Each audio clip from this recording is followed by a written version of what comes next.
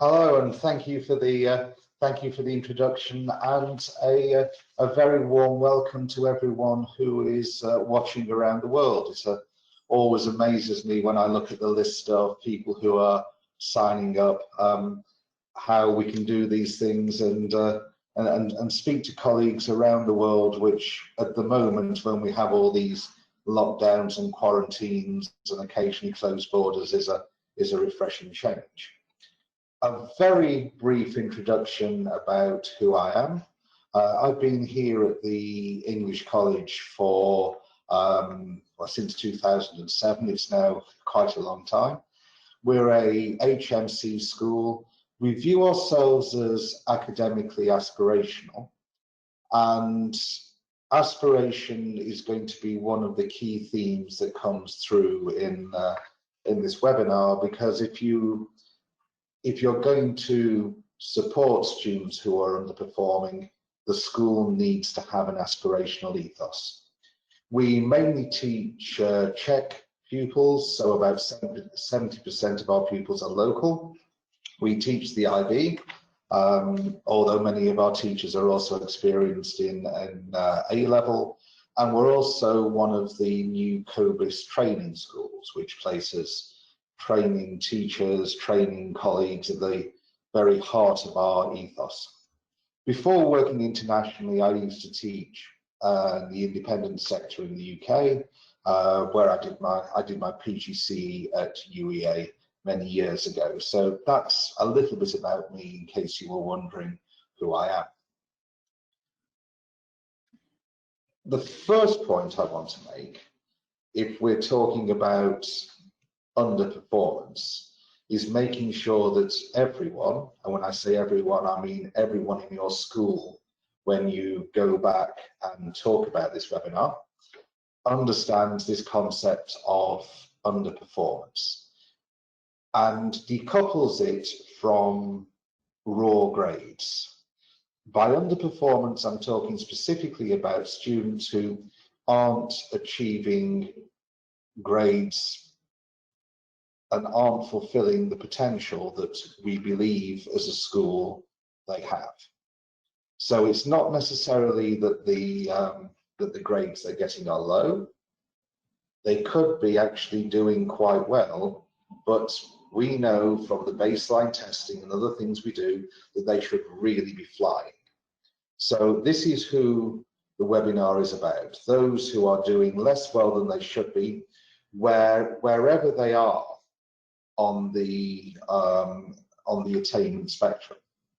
You often hear this phrase, the coasting middle, and that usually refers to your sort of B/C students who people think should be getting A's or A stars in old money, grade 9 or whatever it is now. I would say that obviously they're an important component of this, but when you're addressing underperformance, you should be looking across the school. So that can be those students who are really at the bottom end of the attainment range, but still doing less well than they should be. And of course, those who are really at the top end, but there is a little bit more room. There's a bit more potential in there. The nature of what we're talking about is going to concentrate very much on those who are performing less well than they should be. I will speak up at this point for the overperformers as well. So that's the reverse situation, where you have your baseline data and they are greatly exceeding what appears to be their potential. At no point should anyone ever put a lid on what a pupil is aspiring to achieve. And at no point should anyone ever say, well, you're a B type of pupil, so you've got your B, now don't aim any higher. But on a pastoral front, the overperformers need looking after. They can be the ones placing themselves under a great deal of stress, because they're working very hard to achieve work for them that is of a very high standard. So while for the rest of the time I will be talking about underperformance, The same systems that identify underperformance also identify those who are exceeding their expectations.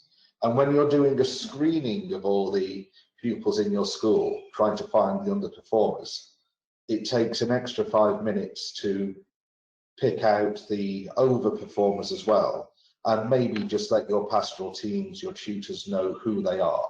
Not that they should be discouraged in any way from trying to work hard, but they do need looking after to make sure that they don't burn out and they don't place unrealistic expectations on themselves. So it's not about the raw grades, it's about how they do compared to their potential. Now, the first thing you've got to do is identify them. You've got to find them. And there are many reasons why in schools they don't get found effectively. And I know that my audience here is mainly teachers, so please don't throw things at me. But sometimes teachers are one of the obstacles to identifying underperformers. There are those who believe that they know their pupils so well that they don't believe what data can show them.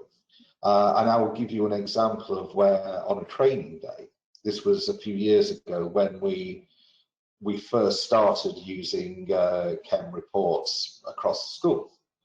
There was a child who was mainly regarded as not being very bright, bit of a misfit. Most people didn't have great aspirations for him at that stage. And at a training day, we anonymized his pupil report, and we put it up on the screen, and we asked colleagues to identify who they thought this report could be. The vocab was on the low end, but second language student, very high, very maths, very high non-verbal.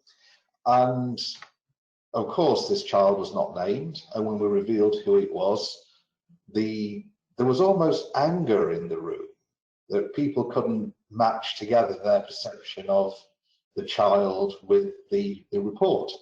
Now, that's a very, very extreme case, but it does illustrate the need to be using these external reference points, because teacher judgment is normally right. Teacher judgment is normally accurate. But occasionally, something isn't quite right, and having that external data point is so valuable. Also, people will question, why do you need to push? They're doing okay. They're getting B's, they're getting C's, some are getting A's. They're happy, they're not burning the building down.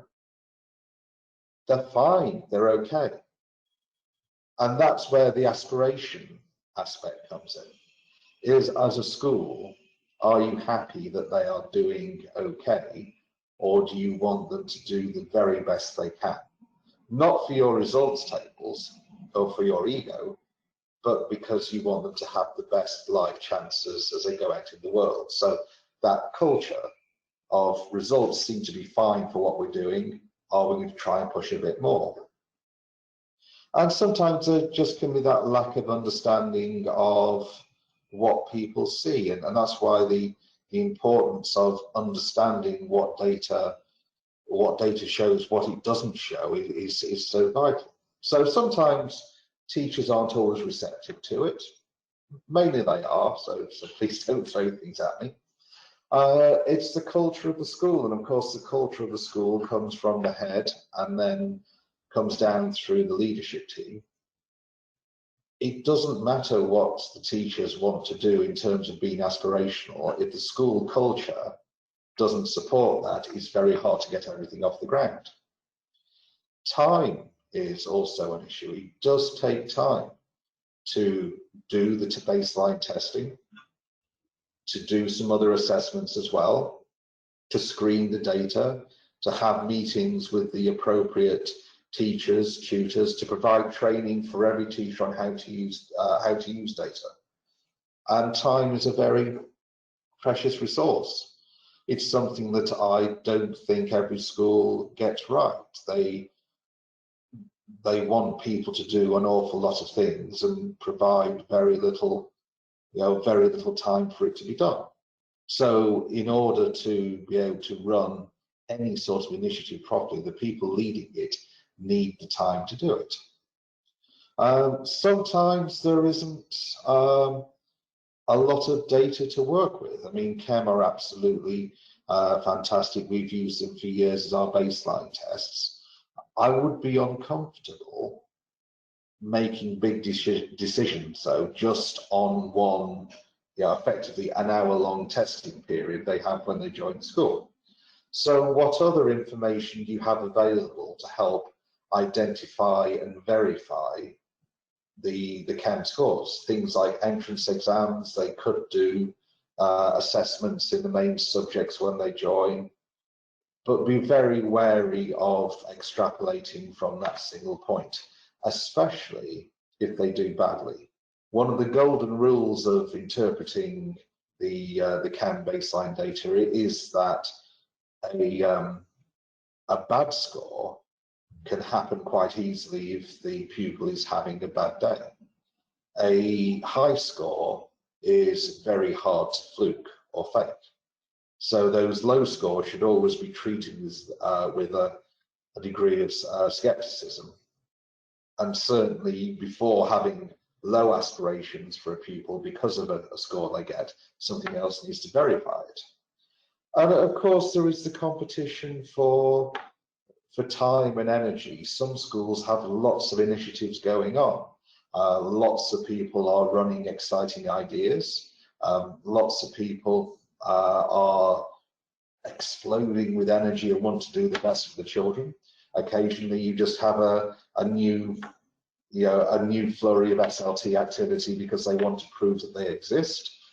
All these things can clash, take time, take resources. So if you're really dedicated to identifying and doing something about underperformers, clarity of vision is really important.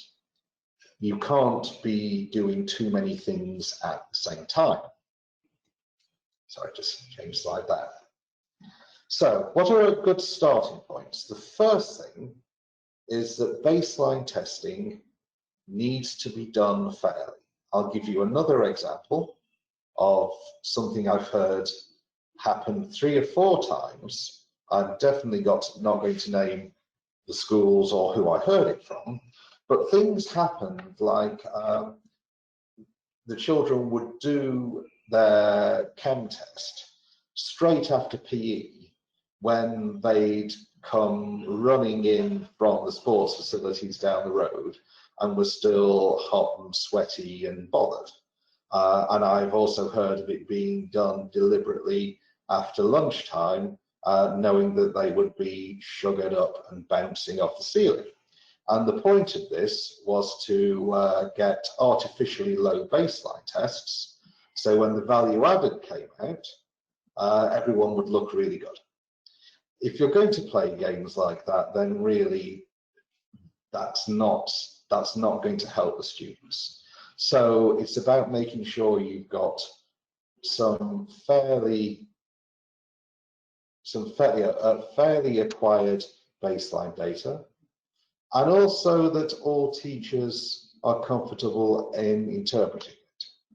We had a big inset session on using Chem data about 6 years ago, and since then I've done a session with every new teacher that joined, a lot shorter, but to make sure that everyone is comfortable interpreting it, because that way you have your entire teaching staff with their eyes on the numbers.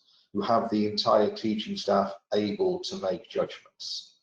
If it's in the hands of a data analyst or a couple of members of SLT or another couple of individuals, and everyone else just takes it at face value or doesn't really understand it and does what they're told, then you're losing the opportunity to have the data interrogated on a regular basis.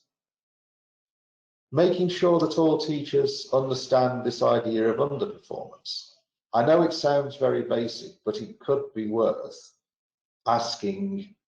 I mean, it's a nice little exercise if your vision for implementing data isn't that far evolved, asking departments to list their top 3 or 4 underperformers and looking at those names and comparing it to the underperformers compared to their baseline testing.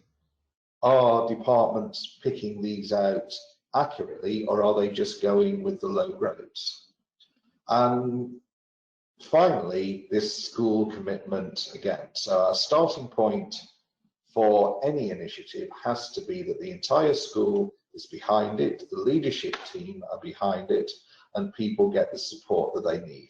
If any of those starting points are missing, you're disadvantaged. Sometimes quite painfully so. So we then get to the point where it's about establishing aspirational but realistic expectations for the pupils. And this is where we come to the sort of information you have. The pupil profiles that you get from Ken, really useful, especially the visual ones. Sometimes the numbers on the spreadsheet don't really alert people to things, but when people see the disparity between the different scores, when they see the percentiles, sometimes that can really ring home. Entrance exams, as I said, we are a selective school, so we have entrance exams. Many of you may not have that, but if there is some way that a baseline type test can be worked in to those very early days of the children being at school, it could be useful. It has to be very low stakes. You tell them at that point, like you do with Ken, there's no grade, there's no report, it's not going to affect what you get at the end of the year, but get a bit more information. Obviously, anything to do with learning difficulties, we use something called accelerated reader that gives us a measure of reading age as well. So whatever you have at your disposal, you can use to start establishing expectations. If you only have one thing, I would seriously investigate finding at least one more type of assessment or one more source of data to use it. If you don't have solid data to start with, your foundations are poor. So you could build the most elaborate tracking and intervention system, but if you're making decisions of underperformance and indeed overperformance on dodgy baseline data, the whole thing is flawed. It's the equivalent of where people quote a number to 15 decimal places, but what they put in the calculator to start with was wrong. So that's definitely a strong piece of advice when you're gathering data, more than one source. You then need to interpret the data, and those of you who saw my webinar on the international context will remember a couple of these things. First of all, there is the level of English, and this is why we find it especially useful to have our English entrance exams that test a combination of grammar, writing, and being able to interpret texts, with Chem that gives you that raw vocabulary score, because you can then start building a profile of students who may be effective communicators, but their academic English is going to be poor because their vocabulary is quite small, versus those who actually have a great understanding of what words mean but are unable to stitch them all together. So they may appear to be poor communicators, but they may have a level of vocabulary that's very, very high. So those are things to watch out for. And also, if there's any other reading data you can get, that is very useful. And the second really important local context thing is mathematics. Speaking from experience here, the way that schools in the Czech Republic teach mathematics chimes almost perfectly with the Chem mathematics assessment. So all our students, or the vast majority, when they come from a Czech school and they do their mid-years in our first year, which is the UK year 8, their math scores are really, really high. However, many of them aren't as good at maths as that represents. They've just been inadvertently coached in that style of question. However, when you pair that up with the non-verbal score, you know that when both of those are high, it's likely that they are actually very, very good at maths indeed. It's also an interesting one when non-verbal is high but maths is low. That can, and I repeat, can, all these things are suppositions and may not be right in every case. That can indicate a higher level of mathematics ability, but they've not been taught very well. So you get your numbers and you look at your numbers through the prism, through the lens of local context. The next thing you need to do is turn these numbers into expectations. And this is where you need your pastoral people, your colleagues who are wearing their hat as a form tutor, and the senior pastoral team, whether it's a house system or heads of year, they need to be actively engaging with the data at this point, because academic expectations are a pastoral concern. I know there are some schools where academic and pastoral seem to be quite divided, and I don't think you will ever really address the underperformance issue unless they are seen as the two sides of the same coin. The reason it's so pastorally oriented is that expectations, while they are informed by the data, need to fit the individual child and their circumstances. And secondly, the whole point of identifying underperformance as well as overperformance, I'm not going to forget the overperformers, they do need love too, is to apply pressure in the right place. So teachers aren't putting the pressure on the child that appears to be doing brilliantly and is always on time and has an immaculate book, but is really struggling to keep up with that level of work. So they're not getting constantly bombarded with extension activities and people trying to get them to do their subject at the next stage because they're going to be a genius. So that pressure goes from them and it goes on to the children who need a bit of maybe tough love to fulfill their potential and not waste the time at school. So it goes very much into well-being. It goes very much into caring for children as an individual, as much as it is about academic performance. With new pupils, I find this is the most challenging thing for our staff sometimes, because they say, I don't know the child at all. And my answer at that point is just be led by the data.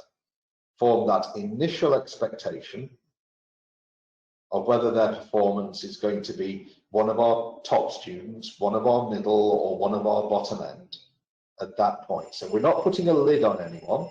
We're not having this target culture where if they get to a certain point, we stop wanting them to do well. But try and place them in our ability scale by looking at these numbers. We can always change our expectations if we need to, but avoid the self-fulfilling prophecies. Where you know you've got a problem is where you're seeing mismatches between what the baseline expectation is and what the data shows. And this comes back to one of my original points, which was in some very rare cases, the difference between what the data shows and what people experience from the child is so large that some people don't believe it. Now, they don't care that the chem report is really high. They don't care that the entrance exams are really good, because they've had that child in their class for 3 years and they know they're a bit thick. Well, obviously they're not, because they can't have done that well on the assessments if they were not really bright. It's that question of unlocking it. So new pupils, let people be guided by the data. The existing ones, yes, of course they're amended with knowledge of the child, but don't let people fiddle around with the expectations just on a gut feel, unless it has been through a checking mechanism where it's the tutor, the senior pastoral team, and someone just signs off on that change. Because again, you could have got all your baseline testing right, and you could have a really good intervention system, but if people go too far down the self-fulfilling prophecy route, then it all becomes a little bit irrelevant.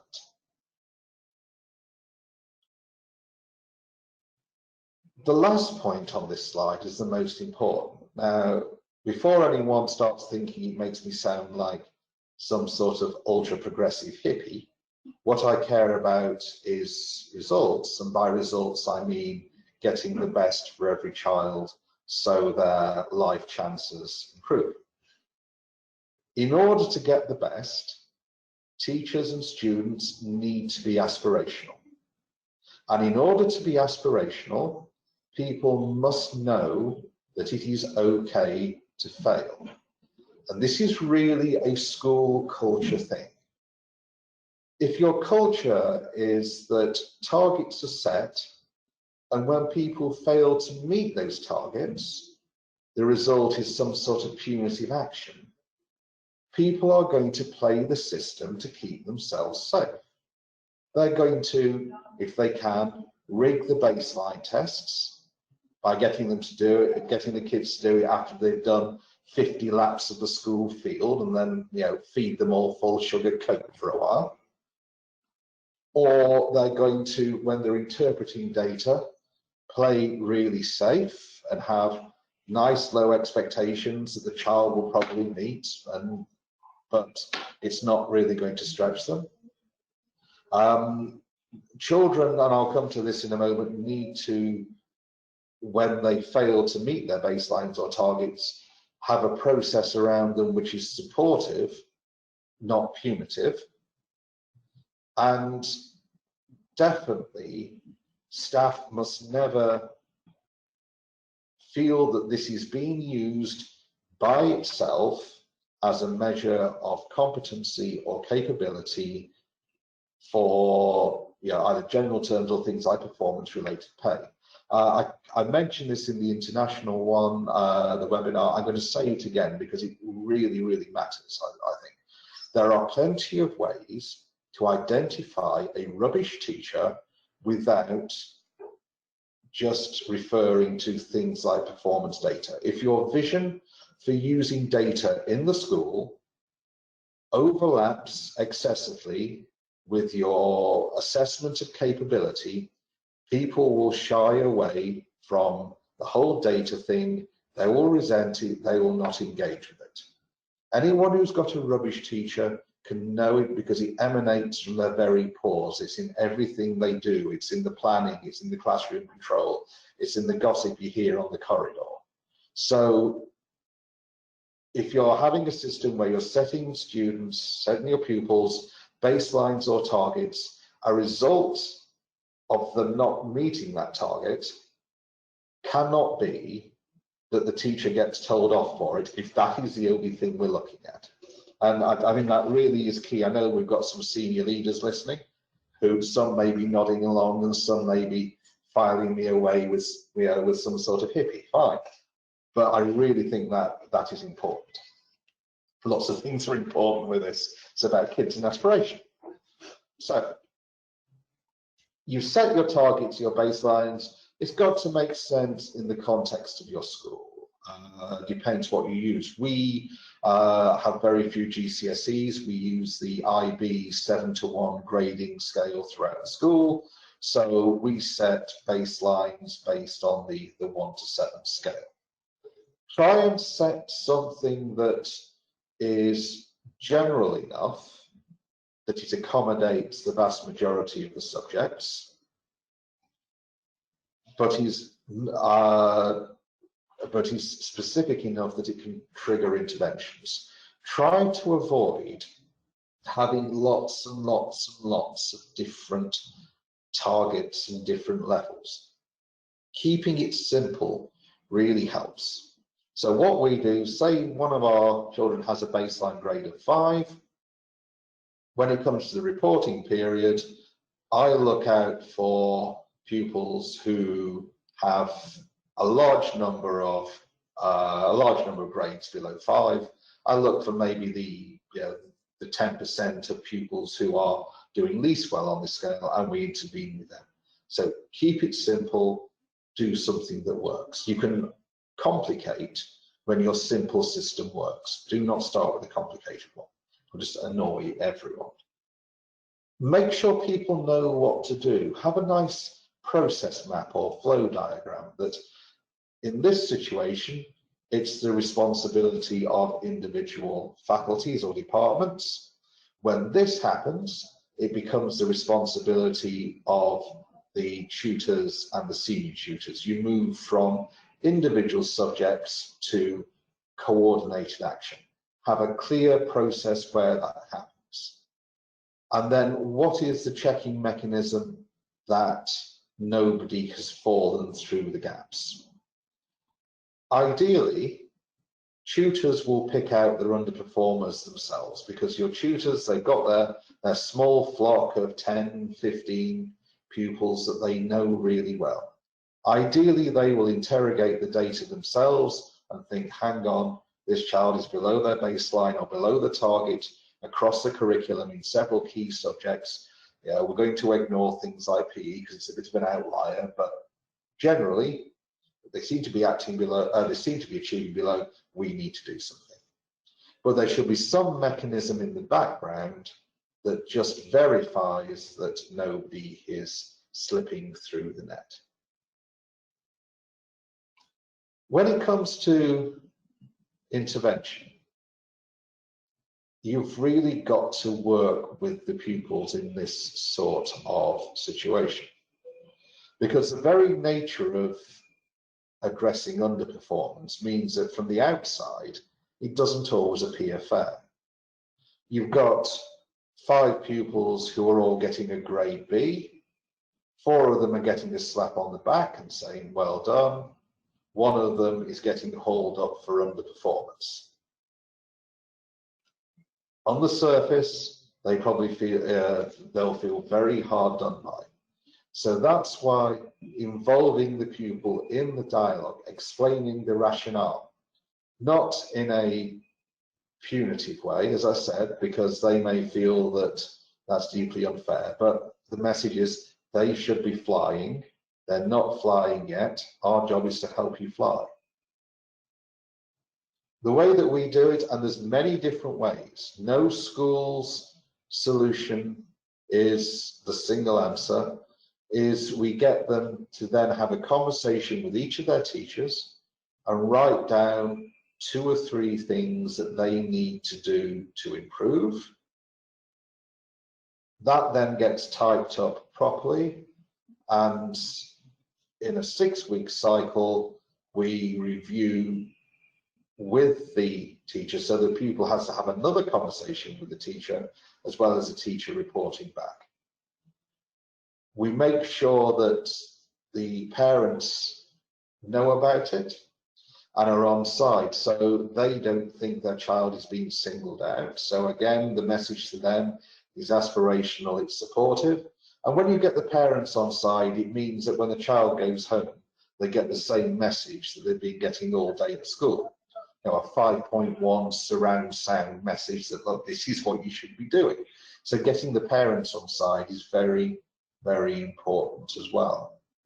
But if the pupils feel that this is something that is being done to them, rather than being done in partnership with them, you will encounter resistance, because they're quite happy maybe bumping along and just getting Bs. They're not flying, and they don't really want to fly, because when you fly you get shot down occasionally. It's about giving them the motivation. So again, it's academic and pastoral to want to do something about it. On the teacher front, they need to set targets that are to do with learning, not just behaviour. It's interesting to see the sort of targets that get set, the sort of suggestions for improvement. Now, sometimes what a child needs to be told in order to improve is you do need to sit down, shut up and bring a pen. That's not always the answer, occasionally it is. But often, if they're getting the basics, what they're not doing is they're not producing work of the next level of complexity or the next level of sophistication. So it's worth keeping an eye on the targets that, yes, sometimes they can be behavioural, but are the little targets being set by the teachers, the suggestions for improvement, are they focused on learning? If the child follows these instructions, will they improve academically, or will they just be quieter, stiller, and have more pencils? It does require a bit of pressure at this point to make sure there is real follow through. Like every initiative, it starts off with some excitement and the kid goes and does it, and they get their tips that little Johnny's got to focus on analysis and evaluation in chemistry, and they've got to write more complex sentences in English, and in maths they've got to sit down, shut up and bring a pencil. So that they've got that. Who is actually making sure that the teacher is maintaining this expectation throughout the 6 weeks when they've forgotten that they had this conversation 5 weeks ago? Who is making sure that the child is still focusing on this? And who is making sure that at the end of the cycle there is a proper review and some action taken? Now, there's all sorts of ways of doing this, from tick sheets to regular conversations with the child, but yes, what gets measured gets done. Sounds cynical. Some of you probably just groaned when I said that. It doesn't mean that it isn't right. If you want to get an initiative embedded at the start and make sure it stays with the vision that you have, and make sure that it doesn't go slightly off the rails or fizzle out, it needs checking up on. And remember this idea of teamwork. That should be emphasized all the way through. It's teamwork between teachers, it's teamwork between academic and pastoral, it's teamwork between the school, the pupil, and hopefully, if the culture is right, the family. My last slide, because we're coming up to question time, and those questions may include things like, why are you such a hippie? And why do things need to get measured? Let's see what we come up with. So this, if I was going to summarize what we've been talking about, have faith in data to guide and inform what you're expecting. It's not a substitute for your professional judgment or anyone's professional judgment. It's there to inform. Have a clarity of plan and a clarity of vision within the school about exactly what you're doing. If you've got some people who are interested in the underperformance like this, but you've got some people whose main focus is turning the B's into the C's into B's, regardless of whether they're underperforming or not, every C's got to be a B. Or you've got people who are focused just on stretching the top end until they snap. What you have is a clash, and what you have is a mess. There's got to be clarity within the school about what initiatives are running, how they work, and making sure that they complement each other and they don't clash. And that really is within the hands of the senior leadership to prevent excessive mushrooming and make sure there's proper clarity. This idea of, once you've got your good data, and it needs to be good data, tracking and intervening. This idea of Start simple, make it work. Again, no names. No, I'm definitely protecting both the innocent and the guilty here. I've had several conversations with people in schools, including leadership people, where they've shown me the amazing data dashboard that has been created for them. They open their PC and it's like a Starship Enterprise. You could conquer the universe from this thing. And then they look at you almost with tears in their eyes and they say, but nobody knows what to do with it. So simple, clear, check it works. Are pupils actually improving as a result of this? And then when it is, you can get more subtle, you can get more creative. And finally, communication, like everything in schools, communication is the key to doing this. Making sure that people talk to each other, students, teachers, tutors, making sure that colleagues are talking to each other about how they can improve performance, that they're sharing best practice. If people talk to each other, there is far less reinventing of the wheel. And in schools, reinventing of the wheel is one of the most prolific and common total wastes of time. It's a wheel. You don't need to make a new one. And I think on the subject of talking, I've been talking for far too long now. I hope some of it has been interesting, and I certainly don't promise any answers, but maybe some of this has helped you formulate better and more interesting questions to take to your school. And we'll see if there are any questions out there. So, Suzanne, is there anyone out there? Oh, there are lots of people out there, and I've got quite a few questions for you. But before we start, I just want to remind everybody that a certificate of achievement will be emailed to you after the webinar, as will a link in an email which will link you to the recording so that you can catch up on Tony's wise words afterwards. Lucky you. You'll enjoy that. And if there are any topics that you would like us to run as webinars in the future, just put them in the questions box or just send us in an email. Okay, so I think we better get started with some questions. Couple of people have asked, are all the baseline tests the same for all pupils? And somebody asked a similar question, can I modify a chem question paper depending on the learner's ability? Well, do the paper tests still exist? I haven't seen one for many, many years. No, they're online. So it's all online now.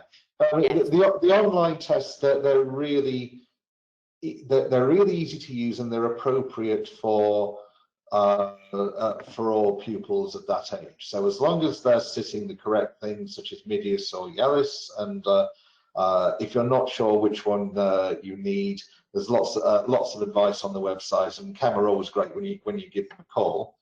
They can, the students then take the assessment. The questions that it offers are different for each pupil, and it finds their level. So it really is a one-size-fits-all solution to doing this. There's no need to modify it in any way, and it does work. The best thing you can do as a school and as the people running it is make sure that the children are in a positive frame of mind. They're not worried about why they're doing it. Make sure they've got time to sort of sit down and get calm, and really just let them get on with it and let the software do its magic. Definitely no need to modify or worry about the appropriateness of it. Okay, thank you. So I've got another question about, if I am new to a school, how should I set targets for my students? And how should I monitor the students in terms of their behaviour and their academic results? If you're new to the school, I hope someone was taking you to one side and told you all about the systems they use and what's in place. Because a key part of making this work is training new staff on the way in. So sometimes when you're new to a school, you feel like you're sort of alone on this. There should be some guidelines for you to use. You shouldn't feel that you've got to make these decisions independently. Now, if this hasn't happened, then what a wonderful time to impress by proposing that you start bringing in a systematic approach to using data in this way. In terms of how you set the expectations, the way that we did it is we spent a lot of time looking at the chem scores of students who were passing through the school, and also how well they were attaining here. And we were able to almost calibrate what we got from the chem scores with a sort of expected outcome. Now, obviously, you've got to beware of the self-fulfilling prophecy, and you've got to watch out for outliers. But if you spend time looking at the numbers, you can start to map one onto the other, and you get a feel of if they're getting this sort of score at chem, this would be appropriate baseline or target for them. In terms of tracking, or there's about tracking behaviour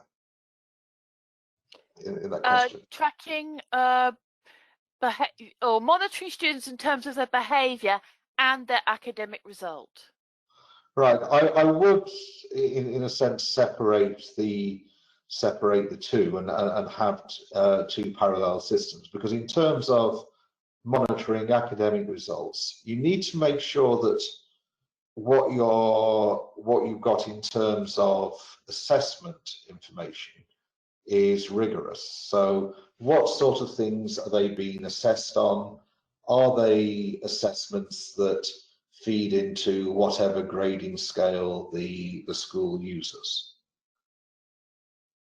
If they are, you should be able to use that, follow how they're doing, and you're looking, I mean, you're looking for major differences.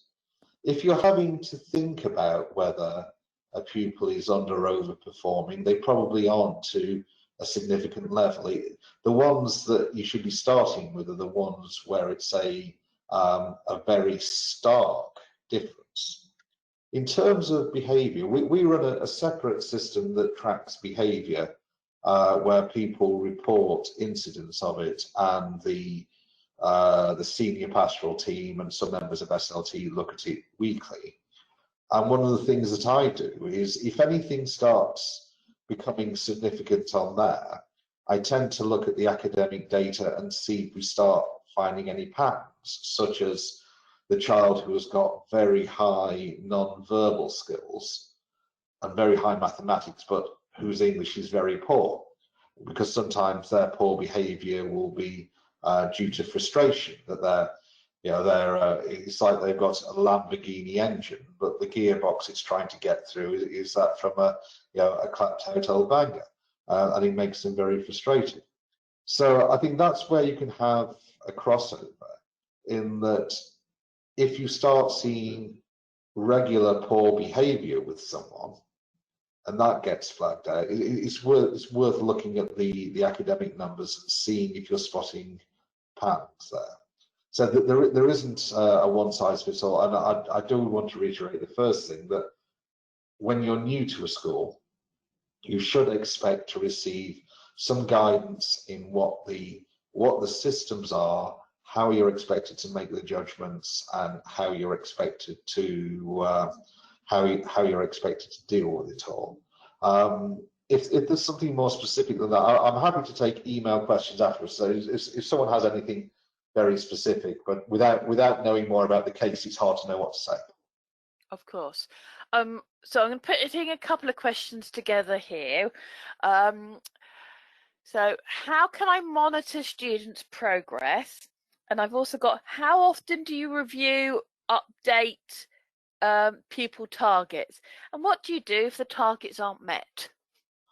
Right, so how often do we review? Sort of 6 monthly. The main review is annually in September, because we can see how well they did last academic year, and that feeds a bit more into it. But we only change them if we feel that something substantial has changed in that pupil's life, or we think that for some reason we've made a massive misjudgment and the original one was wrong. So if a pupil starts doing much better than expected, but we run them through another cycle of chem testing and their baseline scores are still low, we don't shift the expectation upwards. Teachers can encourage them on a human level, but we want them to do as well as possible, but we don't force the system up around them, because they're the sort of people who, when they get to the point that they're at risk of burning out or can't cope, the last thing they need on top of that is being in a system that's pointing at them as being a failure or not living up to their potential when they're really, really exceeding it. If pupils aren't meeting their baselines, their targets, the first thing that happens is I want the opinion of the tutor as to whether there is a pastoral reason for it, as something been going on in their life. If there isn't something like that, if it's focused in 1 or 2 subjects, we ask the departments to look after it individually. If it's in several subjects, that's when they have one of these academic action plans, when they go around the different subjects that are affected, and they put a plan together on how they can improve, where the teachers set quite specific targets. I will, at this point, quite often pull them into my office and have a little chat, and I make it very clear it's not a telling off chat.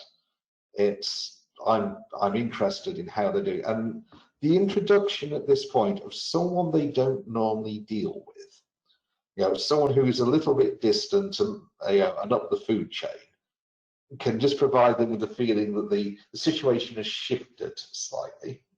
And I try to be as encouraging as possible.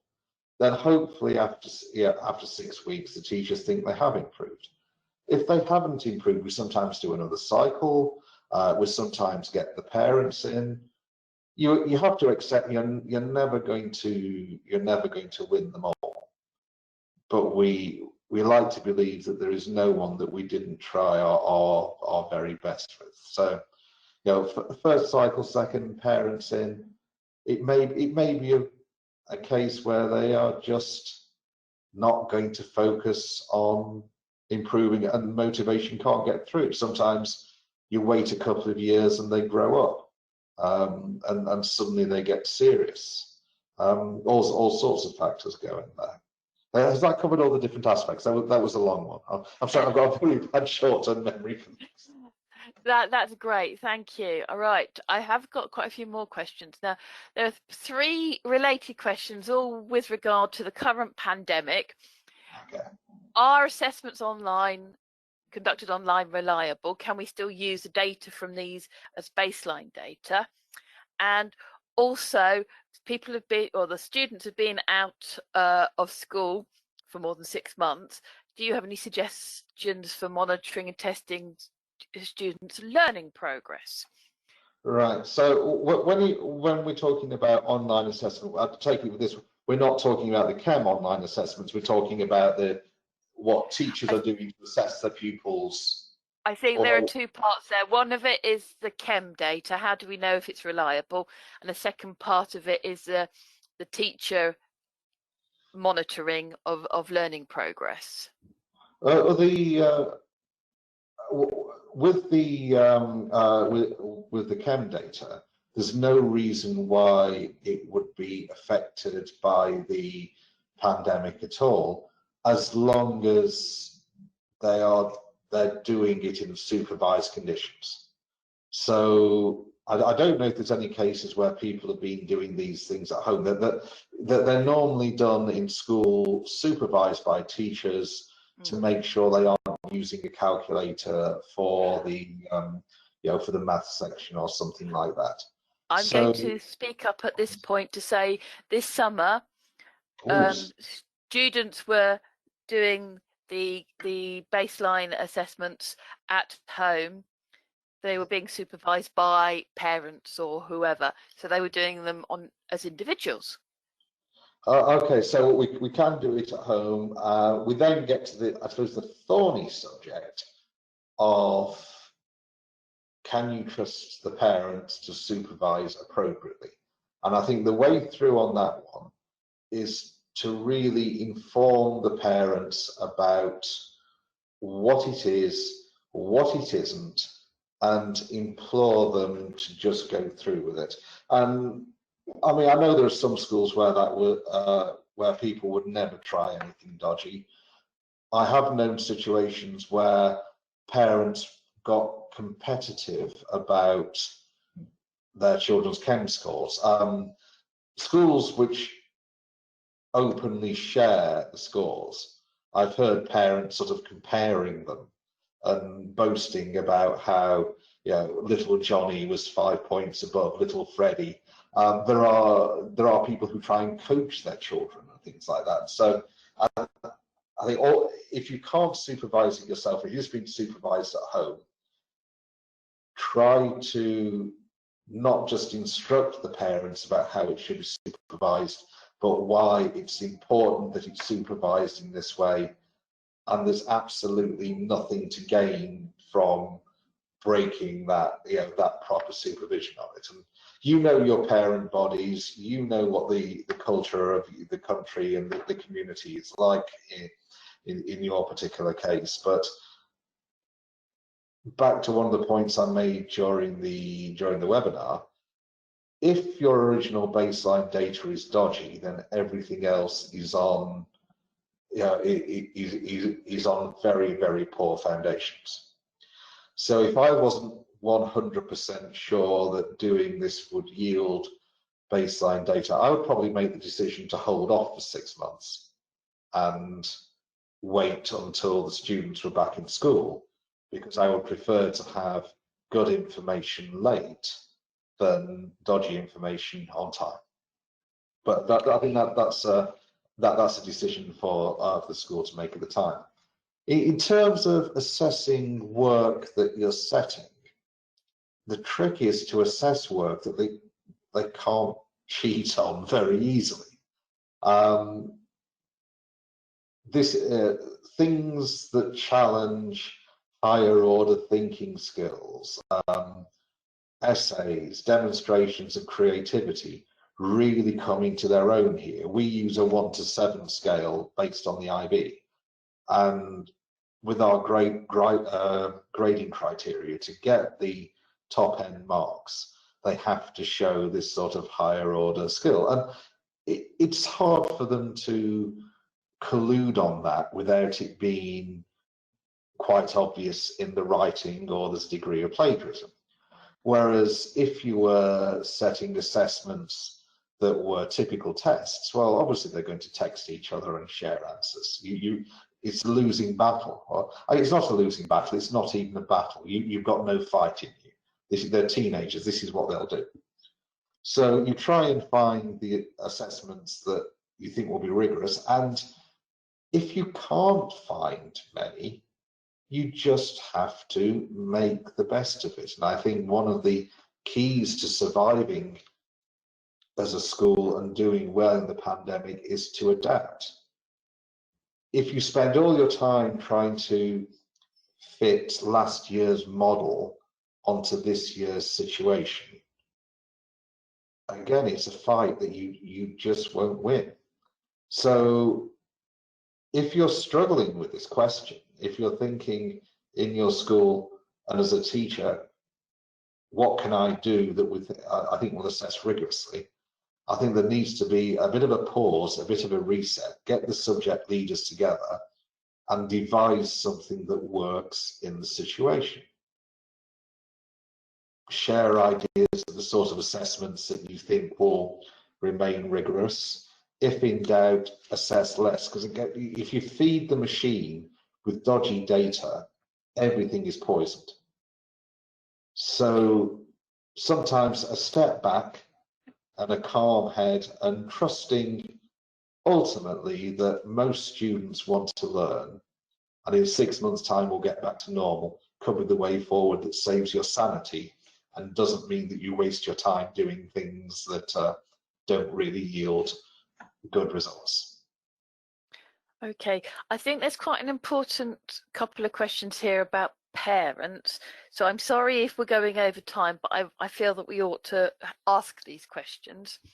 So you said about giving clear information to parents about being the best reinforcement, but not every parent will take this positively. How do you make the parent understand that it isn't necessarily a negative picture? And also on the other side of it, how do you tackle parents who keep on pressurizing their children to perform better, who in turn underperform? Was the first bit talking about the chem test specifically? Yes. I think you just, the explanation should just focus on that by doing this assessment, the school gets additional information that helps them teach the children in the year better. Don't go into very specific details. Don't go into scores. Those who are interested will find this out anyway. It's about having a clear rationale and stating in that rationale that by carrying out the assessment in these conditions, it allows us to best understand the children in that year group and best help them. I think if you go into too much detail, then you could get people who want to be competitive about it, and you could get people who don't do it fairly because they think it will be in some way advantageous. A lot will depend on the relationship the school currently has with the parents. If you say something like that, do you think that the majority of parents will trust what you're saying? Do you think that they could be a bit cynical about it? Do you think that they're going to be competitive in some way? And then if you have any of those reservations, I would say back off and wait. Otherwise, it could do more harm than it does good. What was the second part? About parents pressurizing students to perform. Parents pressurizing. Well, this is where you need to get them on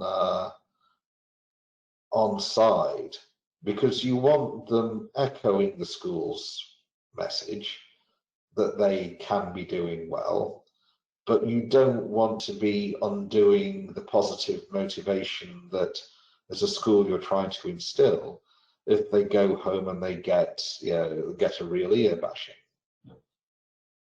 I think the way that you frame all the information to the parents needs to be universally positive. You need to get in there that this isn't, as long as this is the case, that this isn't low performance per se. It's about stretching, and it's about extending, and it's about the child discovering what they can do.